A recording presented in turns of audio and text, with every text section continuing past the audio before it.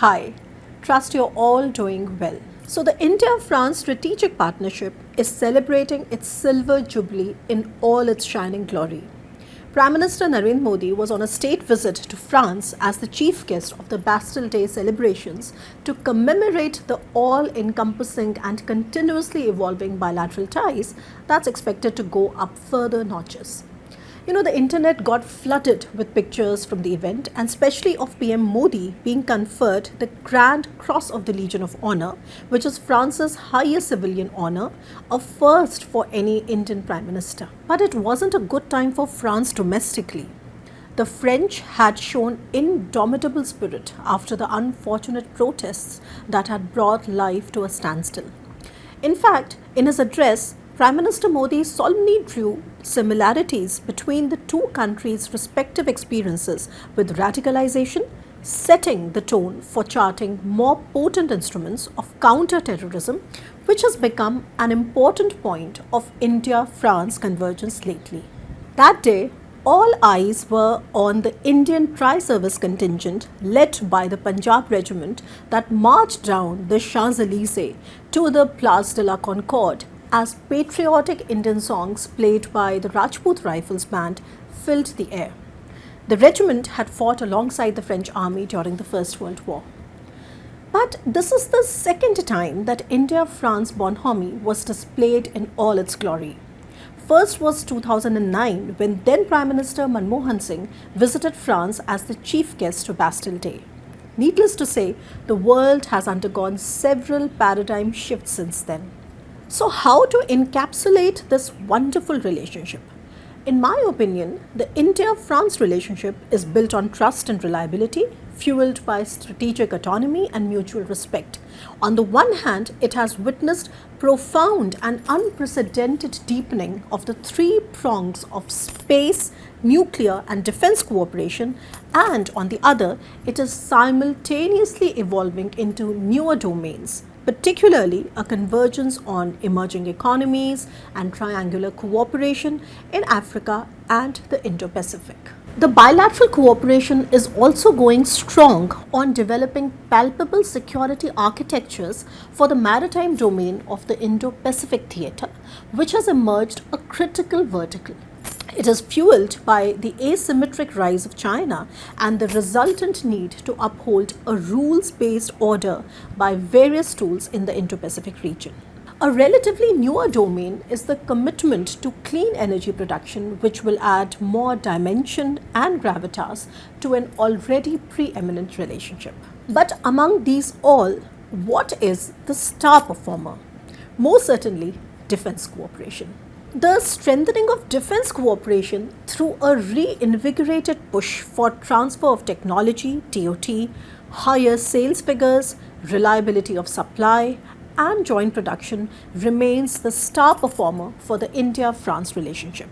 Much has been written on the three mainstay defense deals this time around.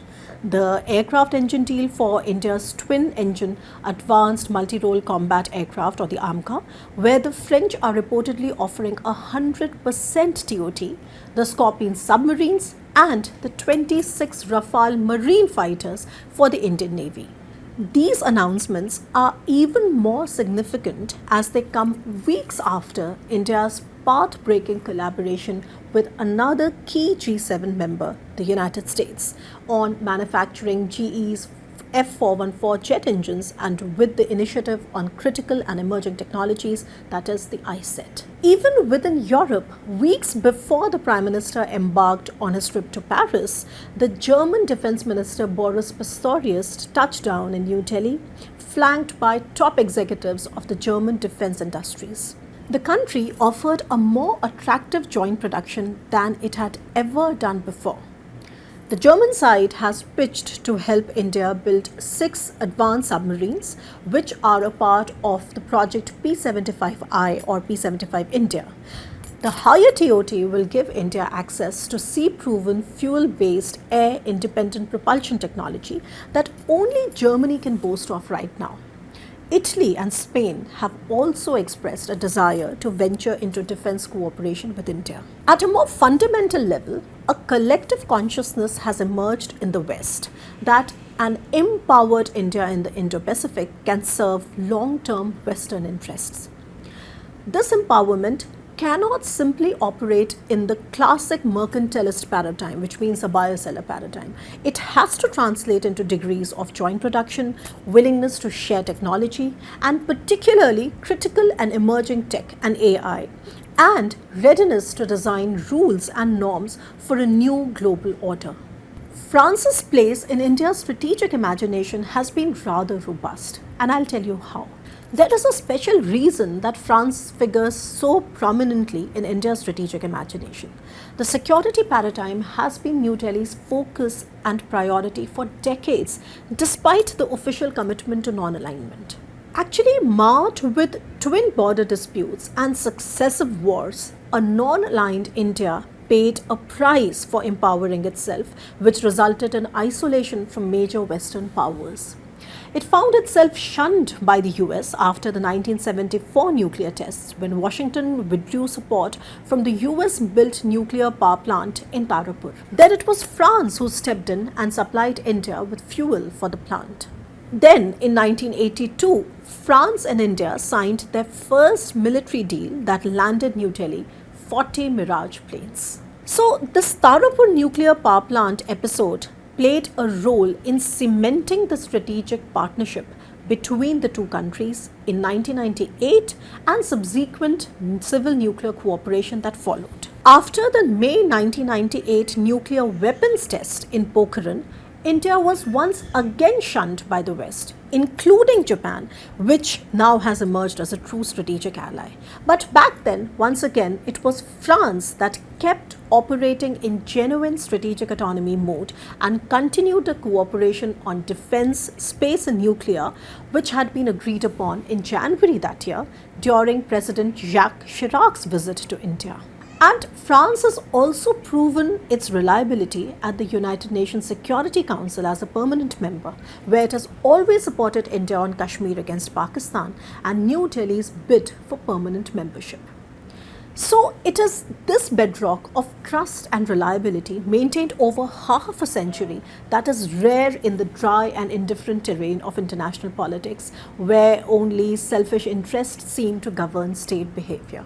But India-France relationship isn't only about the golden past. It is also about building a luminous future where the two countries are headed. How have the ties evolved into other domains? So, certain key areas of convergence have emerged in recent years. First would be France's role in the Indian Ocean region. You see, the Indo-Pacific is a huge maritime area.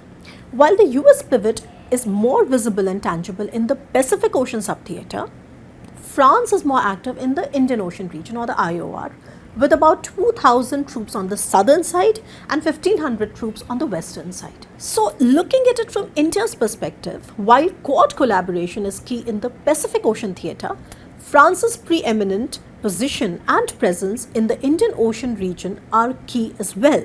India and France converge in maintaining freedom of navigation, coordinated patrols or the Corpats, and joint exercises that have been on a steady rise since the 2018 Joint Strategic Vision. France has been a member of India's naval initiatives in the region for a long time.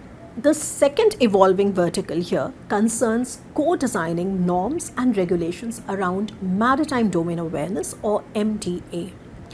Long before MDA emerged as a buzzword and everybody started talking about it, India and France had started to put together frameworks for deepening cooperation on MDA starting as early as 2018. Further, the proliferation of minilaterals like the India-France-Australia and India-France-UAE also deserve to be mentioned, for they push a healthy multilateralism in this wide and rather fluid security theatre. Then comes the convergence on emerging economies, something not discussed as much as other verticals are. So, what is the nature of this particular cooperation vertical? India's G20 presidency and France's recently held Summit for a New Global Financial Pact are both aimed at building a new consensus to meet the interlinked global targets of tackling poverty, climate adaptation and mitigation, and clean energy production. Ideas tabled by the French side echo India's agenda for the emerging economies of the G20, mainly on the structural change of the International Monetary Fund, special drawing rights, and the World Bank. More references on it are given in my piece. Take a look. Going further, and in my opinion, India and France can synergistically converge on the concerns of the emerging economies in at least two theatres. One is in Africa, where the two countries have had a dialogue since 2017. Several areas could be mapped between France's official development assistance and India's line of credit that goes to dozens of African countries. In fact, the International Solar Alliance of 2015 is a good tool to deliver sustainable development goals through India-France triangular cooperation in Africa as well. The other theatre is the Indo-Pacific. India-France's Indo-Pacific Trilateral Development Cooperation Framework of 2022 was put together to facilitate development projects, especially in the framework of the International Solar Alliance I just told you about. It could complement the EU's Ministerial Forum for Cooperation in the Indo-Pacific, which was steered by France when it was heading the EU Council, and which brings together 27 EU member states and 32 Indo-Pacific states, including India, together to discuss sustainable development agendas. And it goes further than that. Emerging cooperation in the maritime domain and triangular cooperation in Africa and Indo-Pacific, where China too projects itself as the champion of the emerging economies, what is also referred to as the Global South, will delineate several of France's often inscrutable layers of relationship with Beijing, its view of future European economic dynamic, and European strategic autonomy. All of these are of immense interest to New Delhi as well. To conclude, the most valuable key takeaway from the Silver Jubilee Partnership is its desire to shape the emerging global order. It is a partnership not of free riders, but free thinkers that takes pride in its own perspective and chases it with elan. It is also worth mentioning that the hallmark strategic autonomy so embedded in our respective worldviews aren't mirror images. But the beauty is that the contextual and experiential differences do not pull us apart, but enrich our conversations on our role in the global order and the perils and opportunities of our times. France and India, indeed, present a worthy template of how to conduct relations in a very unstable world despite respective differences. I'll be back to analyze more developments that affect the several aspects of geopolitics of our times. Stay tuned.